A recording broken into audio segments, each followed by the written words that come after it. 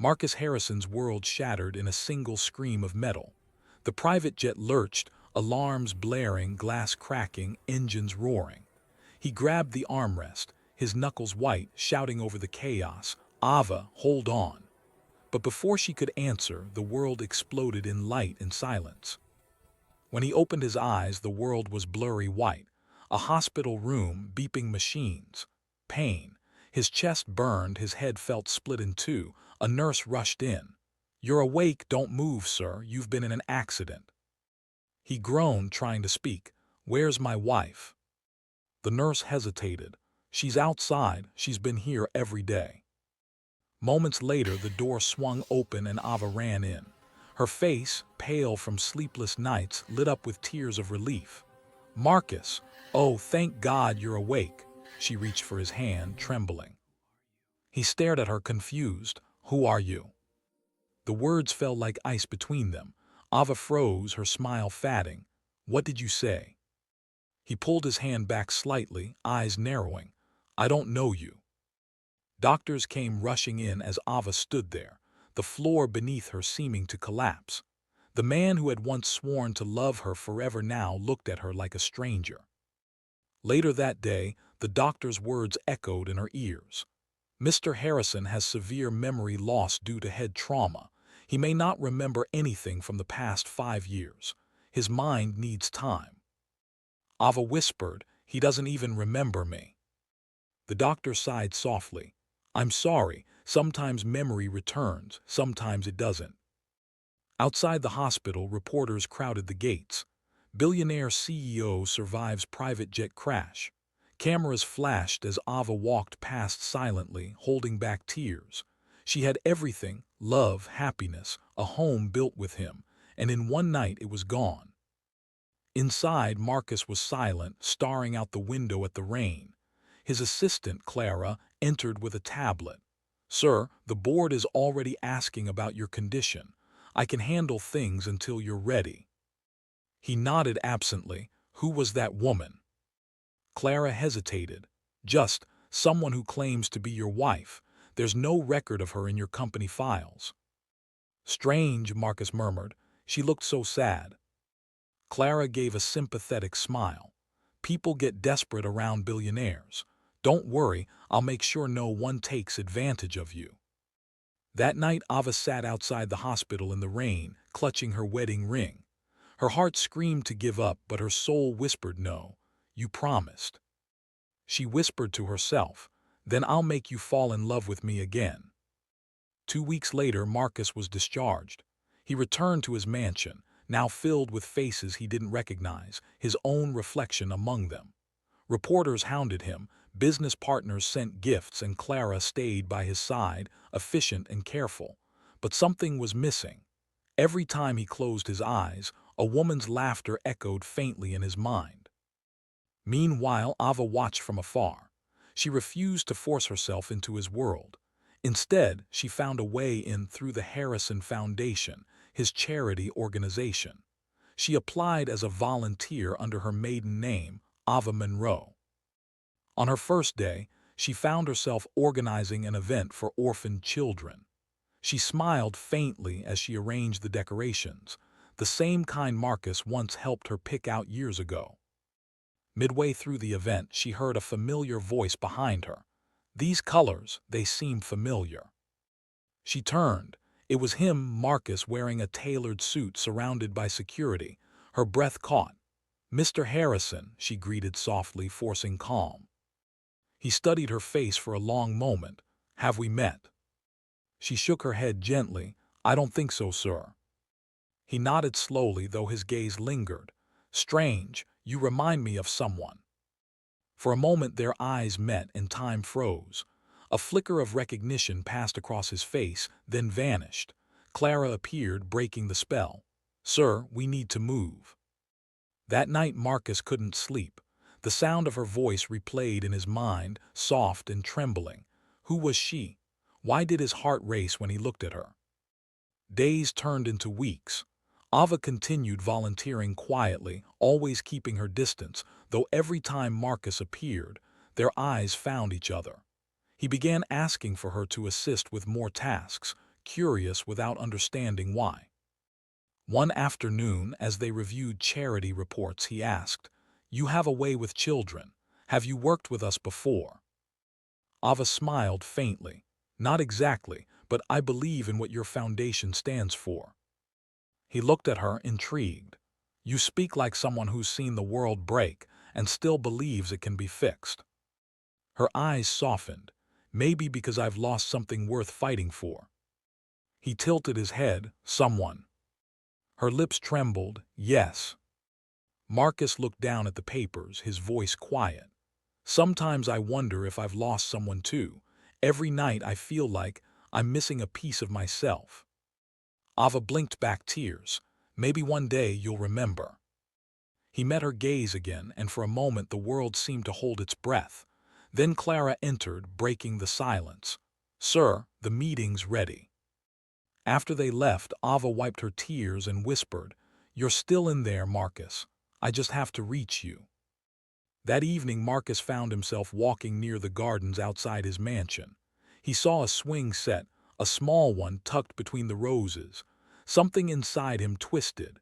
He touched the chains, flashes of laughter echoing faintly. Ava pushing him on the swing, her laughter, his promise. His head ached, he groaned, clutching his temples. Clara rushed out. "Sir, are you okay?" "I keep seeing her," he muttered. "That woman from the foundation, I know her face." "Marcus," Clara said quickly, placing a hand on his arm, "you're overexerting yourself. She's nothing. Please let her go before she hurts you." But deep down, Marcus couldn't. The harder he tried to forget, the louder her memory screamed. Weeks later, during a charity gala, Marcus gave a speech. Ava watched from the corner, proud but heartbroken. He spoke with confidence, but mid-sentence he froze. His eyes locked on hers across the crowd. The microphone fell silent. Everyone turned. Marcus stepped off the stage, walking toward her slowly, like a man in a dream. "Do I know you?" he asked, voice trembling. Ava's heart raced. "Maybe," she whispered.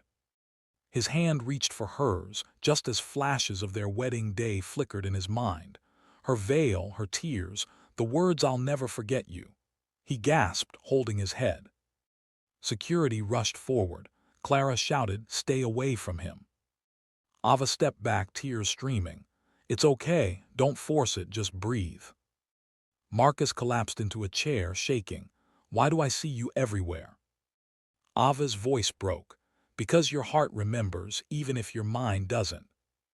Clara quickly intervened, whispering to guards to escort Ava out. Marcus tried to protest, but his strength failed him. Ava was forced to leave, her heart shattering all over again. Outside, she whispered to herself, "He's close, I can't give up now." That night Marcus dreamed again, this time clearer. A wedding under golden lights, Ava in white, her laughter, her promise, "If you forget me, I'll love you until you remember." He woke up gasping. His hands trembled as he whispered her name into the darkness. "Ava." Marcus couldn't escape her face. Every corner of his house whispered her name. The scent of lavender lingered in the hallways, haunting him. He would stare at the mirror, tracing the scar on his temple, whispering, "Who are you, Ava? Why can't I forget you when I don't even remember you?" At the office, Clara noticed the change. His concentration faltered, his tone softened. She confronted him in his penthouse suite. "Marcus, you've been distracted lately. Is it that volunteer woman again?" He looked up sharply. "Her name is Ava Monroe." Clara folded her arms. "She's manipulating you. I ran a background check. She has no family records, no address before last year. It's suspicious." "She's not like that," Marcus said quietly. Clara stepped closer, voice low. "You don't know her, Marcus. You barely know yourself right now. You need stability, not some stranger playing on your emotions." Marcus turned away. "She feels familiar in a way you wouldn't understand. When I'm near her, I feel peace." Clara's jaw tightened. She'd been by his side for years, loyal, professional, silently in love. Now this woman was threatening to take him away again. "You're making a mistake," she said sharply, "and it could cost you everything." That night, Ava sat by her window, staring at the rain. Her best friend Mia sat beside her, concerned. "You can't keep doing this to yourself, Ava. He doesn't remember you." Ava smiled weakly. "But his heart does, Mia. I see it in his eyes. I feel it in the way he hesitates before he walks away." Mia sighed. "You're living on hope." Ava looked out the window, whispering, "Hope is all I have left." The next morning, the Harrison Foundation hosted a major fundraiser. Reporters filled the hall, cameras flashing. Ava was assigned backstage to coordinate logistics. She didn't expect Marcus to find her there. He approached quietly, holding 2 cups of coffee. "You looked like you needed this." She froze, blinking. "You remembered how I take it." He frowned slightly. "No, it just felt right." Ava's heart fluttered. She accepted the cup, fingers brushing his. "Thank you." He hesitated before asking, "Do you believe memories can live in the heart?" Ava's voice was barely a whisper. "I believe love never dies, even when memories do." Before either could say more, Clara appeared, her tone sharp. "Marcus, we're ready for your speech." Ava stepped back, smiling sadly. "Go, you'll do great." As Marcus walked away, Clara leaned close to Ava and hissed, "Stay away from him. This is your last warning." Ava didn't respond. She knew fighting back would only push him further away. The event went flawlessly until the end. During the closing moments, Marcus suddenly paused mid-speech. His eyes landed on Ava again. For a heartbeat, the room disappeared. He remembered the night he proposed, the candlelight, her trembling hands, her tears. He froze, gripping the podium. "Ava," he murmured aloud. Whispers filled the audience. Cameras flashed. Clara's heart sank. He shook his head, trying to collect himself, but the vision was too strong. He saw her smile, her laughter, their wedding day. His chest tightened painfully. He stumbled off stage, ignoring Clara's panicked voice. "Marcus." Backstage, Ava rushed to him. "Marcus, breathe, it's okay." He grabbed her arm. "Why do I see you in my dreams? Why do I feel like I've held you before?" Tears streamed down her cheeks. "Because you have." He stared at her, trembling. "Tell me the truth." She took a deep breath. "I'm your wife." Silence hung heavy. He blinked, disbelief flashing across his face. "That's not possible," Clara said. "Clara lied," Ava said, voice breaking. "We built this foundation together. We built everything together. You used to say that love was your compass. You used to say." He interrupted, voice shaking. "Stop. I don't know what to believe anymore." She reached out. "Then believe your heart." For a second he almost did, until Clara appeared again, dragging 2 security guards with her. "Get her out of here. Now." Ava gasped. "Marcus." "Wait," he yelled, but they were already pulling her away. Her cries echoed down the hallway as Marcus struggled to stand, dizzy and torn. Clara knelt beside him, her voice honeyed. "She's lying to you. Please trust me." Marcus turned to her slowly. "Trust you, or trust what I feel." "Feelings aren't facts," she said firmly. "She's dangerous." But as Clara spoke, Marcus's gaze drifted toward the door where Ava had vanished. He whispered softly, "Then why does losing her feel like dying?" Over the next few days, Marcus withdrew from everyone. He locked himself in his study, replaying the fragments in his mind, her face, her words, her tears. On his desk, he found a small wooden box. Inside were photos, mementos, and a folded note in handwriting that made his chest tighten. He opened it. "My love, if you ever forget me, don't fight it. I'll find you, and I'll remind you why you loved me." Ava. His hands shook. The room spun. Memories flashed like lightning, laughter in the rain, dancing barefoot, whispering promises in the dark. He saw her face, smiling, crying, loving. He gasped, clutching his chest. "Ava." Outside the door, Clara listened, panic flooding her face. She called Ethan, Marcus's rival and investor. "He's starting to remember. We need to handle this now." Ethan's cold voice came through the phone. "Then finish what we started." That evening, Marcus drove to the old beach house they once owned, the one Ava hadn't visited since the crash. He didn't know why, something pulled him there, an invisible thread. When he arrived, the place was quiet, the air heavy with memories. He stepped inside and saw the photographs still hanging, their wedding, their travels, her laughter frozen in time. On the piano sat another letter, yellowed at the edges. He picked it up, heart pounding. "This is where you told me love was worth the pain. If you ever forget, come back here. You'll remember who you are and who we were." He sank to his knees, overwhelmed. Images flashed like fire, their first kiss, her laughter under the stars, her whisper, "Love me until you remember." Tears spilled down his face as he whispered, "I remember you, Ava, I remember everything." He drove through the night, determined to find her. His heart raced as he called her number, disconnected. Panic surged. He called Mia, her best friend. "Where is she? Please, I need to see her." Mia hesitated. "You broke her, Marcus. She left the city this morning." He closed his eyes, voice cracking. "Tell me where." "She's at the train station. She said she's done fighting." Marcus didn't think, he just ran. The city lights blurred past him, every second pounding like thunder in his chest. Rain poured down as he reached the station, searching desperately through the crowd. His lungs burned, his suit soaked, his voice hoarse. Then he saw her standing by the platform, holding her suitcase, tears glistening under the dim lights. He called out, voice trembling, "Ava." She froze, heart stopping. Slowly she turned.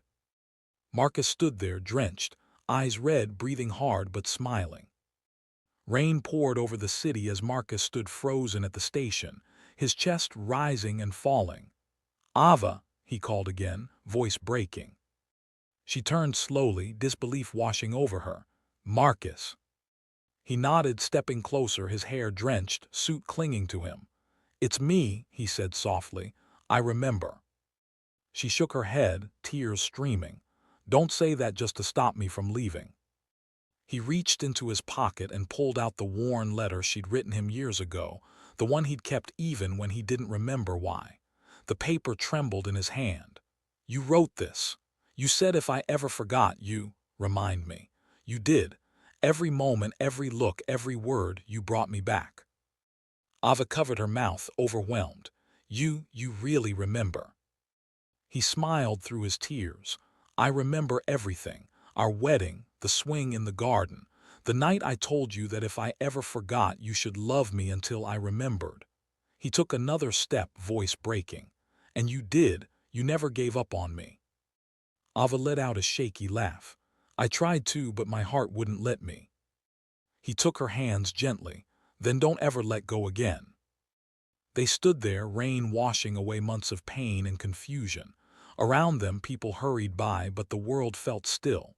Marcus brushed a tear from her cheek, his own eyes wet. "I thought money could fix everything," he said quietly. "But it was you. You're the only thing that ever truly mattered." Ava's voice trembled. "I thought I lost you forever." "You didn't," he whispered. "You found me." For the first time in months, she smiled fully. They held each other tightly as the rain fell harder, the train's horn echoing like a final note of closure. Hours later, they sat by the window of their old beach house. The storm had passed, replaced by a calm ocean breeze. Marcus watched the waves, Ava's head resting on his shoulder. "Clara and Ethan won't bother us again," he said quietly. "I made sure the truth came out, but none of it matters anymore. All I want is time, time to make up for everything you went through." She turned to him, eyes soft. "You already have, you remembered." He smiled faintly. "I didn't just remember my past, I remembered who I want to be with you."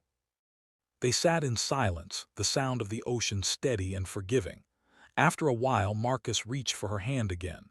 "You know, when I was lost, I kept hearing one voice in my dreams. It wasn't doctors or friends. It was you saying, 'Love me until you remember.' It pulled me back." Ava's lips trembled. "Maybe love really does heal everything. Maybe it's the only thing that ever does." Outside, the morning light broke over the horizon. Marcus opened the door and stepped onto the sand barefoot, pulling her with him. "Come on," he said softly. "Let's make new memories."